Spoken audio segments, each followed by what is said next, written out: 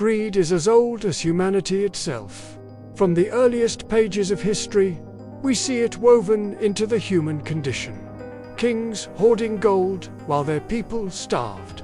Merchants cheating customers for profit. Empires conquering lands for resources and power. But greed is not only found in palaces and boardrooms. It hides in the quiet corners of our own hearts. It's subtle, almost invisible at first. It begins with a thought. If I only had a little more, then I'd be happy.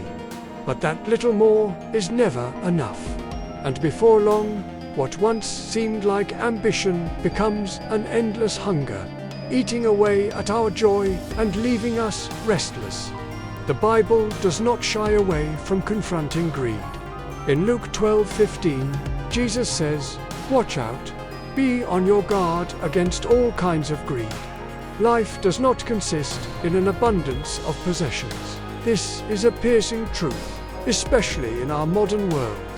Everywhere we look, on our phones, TV, and social media, we are told that happiness is found in buying something new, upgrading, chasing the next shiny thing.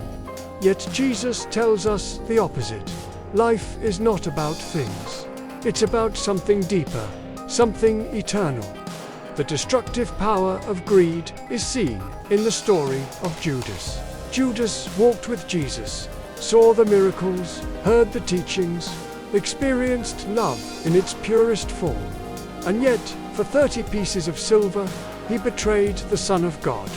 That silver did not bring him joy. It brought only regret and despair. Judas's story is a warning. Greed blinds us to truth, distorts our values, and can lead us to make choices that wound ourselves and others deeply. Psychologists today agree with what the Bible has said for centuries. Research shows that when we constantly chase more money, more status, more possessions, our level of satisfaction actually decreases over time. This is known as the hedonic treadmill, where no matter how much we gain, our happiness level quickly resets, and we find ourselves running again for the next thing. The result: exhaustion, anxiety, and emptiness. One modern parable about greed comes from the corporate world. A man worked for decades in a high-paying job, earning more than he ever dreamed possible. Yet he was never content. Every raise only fueled his desire for the next one. He missed birthdays, anniversaries, and his children's milestones because he told himself, "Once I reach this next goal, then I'll slow down." But that day never came. When he finally retired, he realized he had wealth, but no deep relationships left to share it with. His riches became a lonely monument to what he had lost. The Bible offers a countercultural remedy: contentment. In Philippians 4:11-13, Paul says, "I have learned to be content, whatever the circumstances.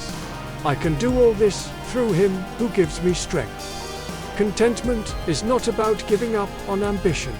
It's about releasing the need for constant accumulation and finding peace in what we already have. This principle applies whether you're a person of faith or not. Gratitude practices in psychology show that regularly reflecting on the good in our lives can rewire our brains for joy, making us less vulnerable to greed's pull. Greed also has a way of creating injustice. Proverbs 15:27 warns, "The greedy bring ruin to their households." We see this in families torn apart by inheritance disputes, in communities where corruption steals from the poor, and in nations where greed at the top leaves the bottom struggling to survive. Injustice fueled by greed is nothing new.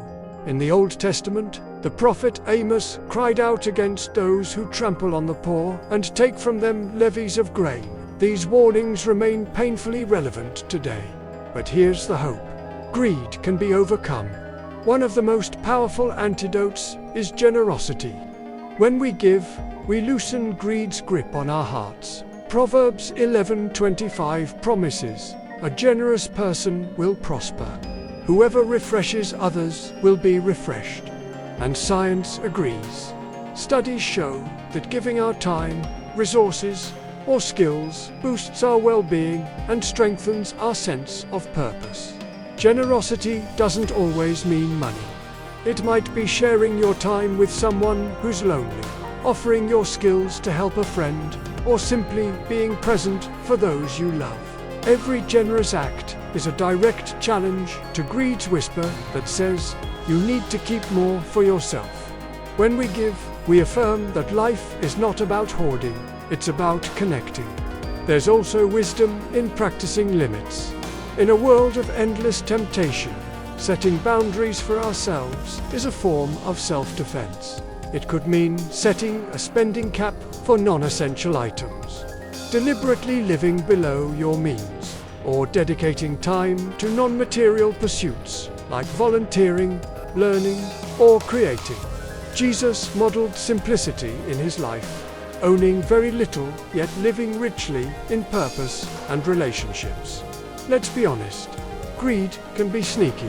It can disguise itself as just being careful with money or planning for the future. And while there's nothing wrong with saving or being wise with finances, the difference lies in the heart. Are we driven by trust or by fear? By contentment or by envy? In Matthew 6:25-34, Jesus urges us not to worry about our needs, but to trust in God's provision. That same principle can be reframed for a secular audience. Instead of obsessing over what we don't have, we focus on building trust. In life, in community, in our own ability to adapt. To make this personal, reflect on where greed may be showing up in your life. Is it in constantly checking your investments, obsessing over status symbols, or resenting others for what they have? Acknowledgement is the first step toward change. Then, take action. Practice daily gratitude, commit to regular acts of generosity, and set meaningful boundaries. Even non-believers can embrace this wisdom.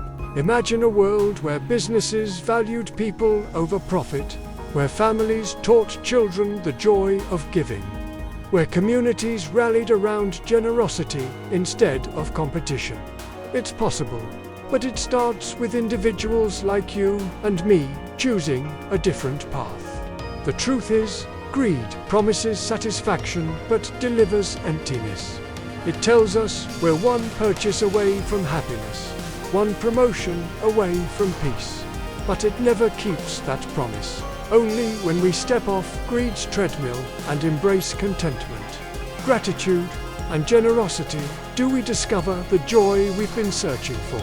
As Proverbs 38:9 says so beautifully, "Give me neither poverty nor riches, but give me only my daily bread. Otherwise, I may have too much and disown you and say, 'Who is the Lord?' Or I may become poor and steal, and so dishonor the name of my God." This is the balanced life. Not too much to become arrogant, not too little to become desperate, but enough to live well, love deeply, and walk in peace.